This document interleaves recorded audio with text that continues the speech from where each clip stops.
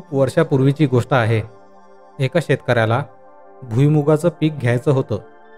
जंगलाजवळची जमीन रिकामीच पडलेली होती।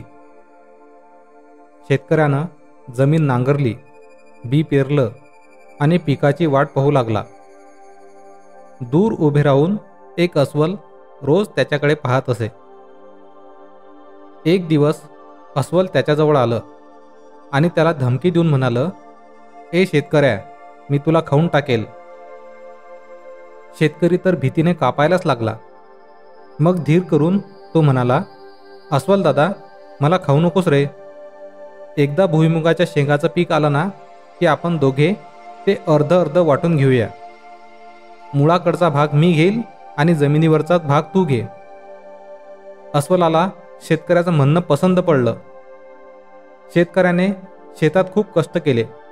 भुईमुगाचं पीक खूप छान आलं। आता पीक कापण्याचा दिवस आला। अस्वलही आपला हिस्सा मागायला आला। अगोदर ठरल्याप्रमाणे शेतकऱ्याने जमिनीच्या वरचा भाग अस्वलाला दिला। मग आपल्या हिश्श्याचा मुळाकडचा भाग गाडीत भरून तो निघून गेला।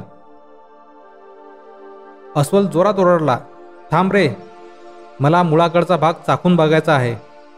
अस्वलानं मुळाकडचा भाग काही खाऊन पाहिला।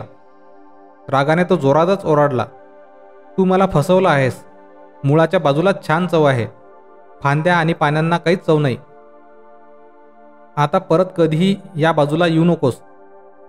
शेतकऱ्याने अस्वलाची समजूत काढत म्हटलं, रागावू नकोस रे अस्वल दादा, पुढच्या वेळेस तू मुळाकडची बाजू घे, मी फांदीची बाजू घेईल, मग तर झालं ना। पुढल्या वेळेस शेतकऱ्याने त्याच जागी मक्याचं पीक घेतलं। यावेळी देखील भरघोस पीक आलं। मग कापणीचा दिवस आला।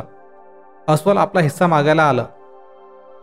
शेतकऱ्याने मुळाकडची बाजू अस्वलाला दिली आणि कंस गाडीत भरून घाईघाईने निघून गेला। अस्वलाने मूळ खाऊन पाहिलं, शी, याला तर काहीच चव नाही। असं होय, म्हणजे शेतकऱ्याने मला परत एकदा फसवलं तर? आता येऊ दे त्याला, म्हणजे चांगलाच धडा शिकवतो।